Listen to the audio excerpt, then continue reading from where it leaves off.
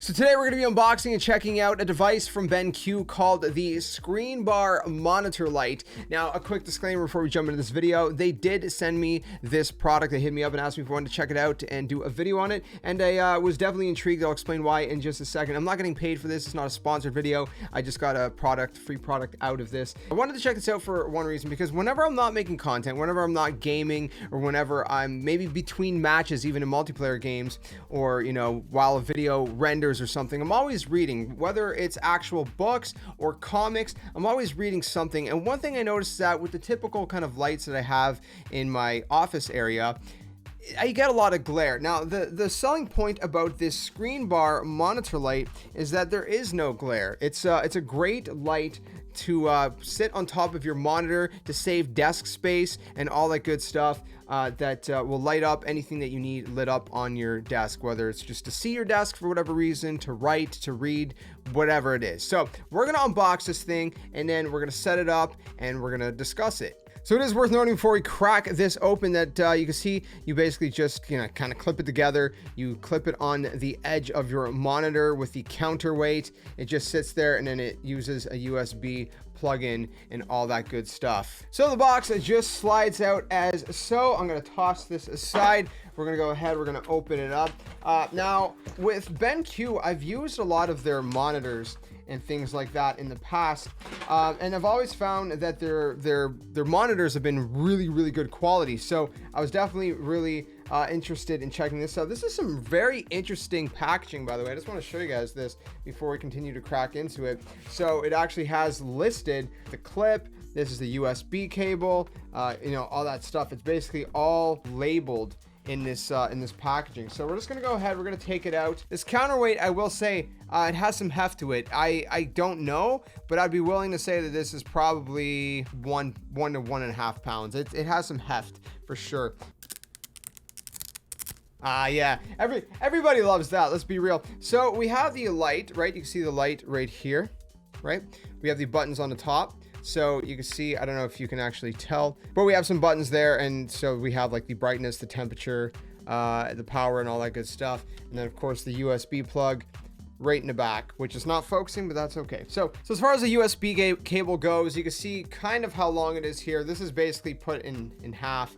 I'm willing to bet this is about probably 6 feet. I'm not 100% sure the exact measurements. Now it is a USB-C on one end that goes into the light bar, into a USB-A on the other end of the cable. So one of the interesting things about this ScreenBar monitor light is that you don't just have to plug it into your PC via USB. You could of course plug it into a USB power brick that you would then plug in into a outlet, just kind of like you would with your phone to charge your phone or whatever other devices. You could even plug it into your PS5 or Xbox Series X, or whatever other console has USB port on it that stands idly in standby, so that keeps the power running and all the good stuff. Now some of the monitors that you can buy as well will have a USB port in the back, so if you do have a monitor that has USB port in the back, you could give that a go as well. So there's a few different options to plug it in and all that good stuff.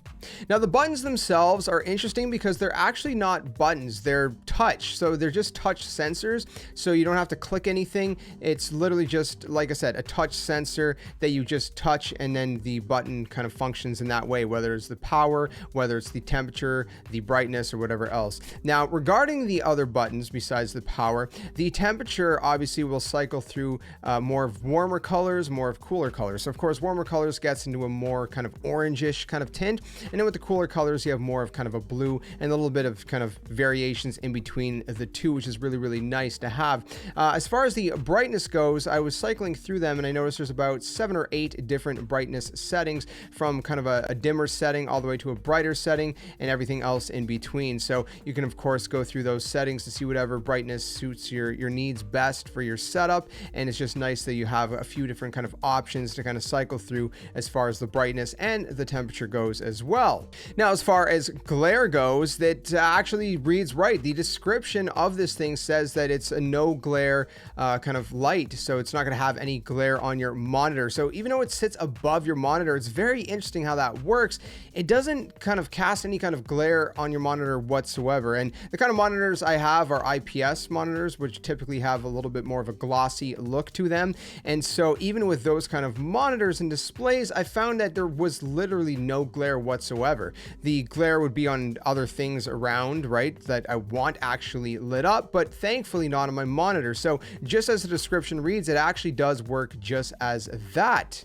In terms of how well it actually lights your area, it lights it up sufficiently well. Like I said, there's all these different brightness kind of settings you can go through. I found myself kind of sitting somewhere in the middle, not too bright, not too dim, although even the dimmer settings were sufficient for me. But of course, if you want it to be even more well lit, you can go for the higher, brighter settings. But you can see that whether I'm reading a book or whether I'm reading a comic, it worked out very, very nicely. Now, of course, keep in mind, because of the camera angles, there was a little bit of glare on some of my comics, because comics do have kind of like a shiny finish and whatnot. But when I was actually reading it in real time, in real life, I didn't have any issues with it and all that good stuff. And keep in mind, of course, that if you do find that there's a little bit too much glare on your comics that do have kind of more of a shiny coating, a shiny finish to them, you could always turn the brightness down a little bit, and that will help kind of counteract that as well. But for the most part, like I said, it was no issue whatsoever for me personally. Again, this is just my personal experience. Now, I actually found, as a content creator, there's a couple content creation applications that I can personally use that for. Now, over on my Nintendo channel, you can check out the link down in the description below if you're interested in that.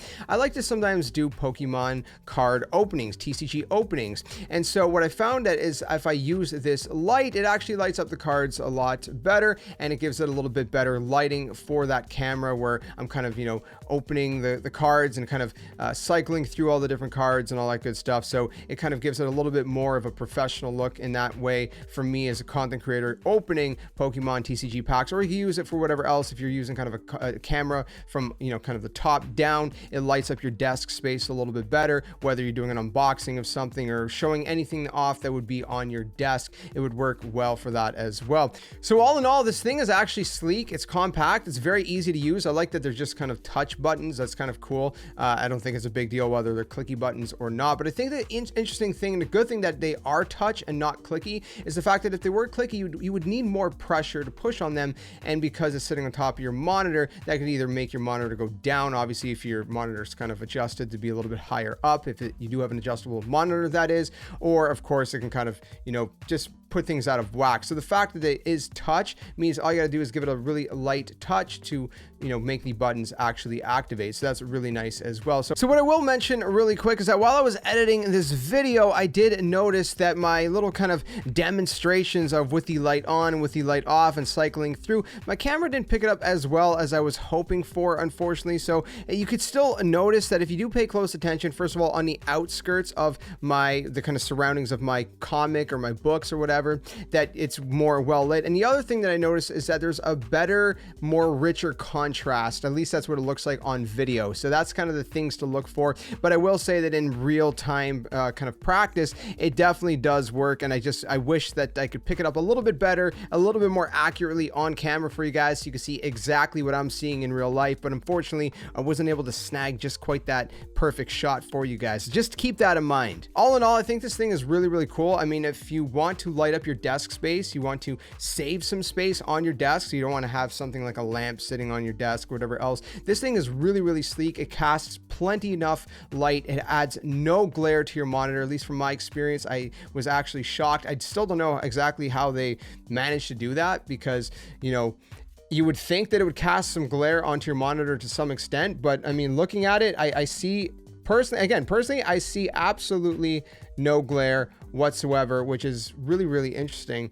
All in all, I think, like I said, it's going to obviously make it a better experience for when I'm reading books or reading comics, and even some content creation uses as well for the content creator in me. So all in all, would I recommend this product? Yeah, if it's something that you need, you know, if it's something that you're trying to light up your desk with, then of course this would be a great option. Like I said, it saves desk space, no light kind of glare on your monitor, and it's just a nice, sleek, compact way to light up your desk sufficiently and all that good stuff. If you do have any questions though, let me know in the comment section below and I'll do my very best to answer them. The last thing I'll mention that I forgot to mention earlier in this video is this thing does retail for about $100 at USD. You can find it either on the BenQ website or on Amazon.com, as well as other retailers that you may find it as well. So I'll link the BenQ link down in the description below. I'll also link an Amazon one. I will preface this by saying the Amazon one will be an affiliate link. So if you do purchase it through Amazon, I will get a little bit of a kickback. You don't have to do that, of course. You can just search it up on Amazon yourself or go to the BenQ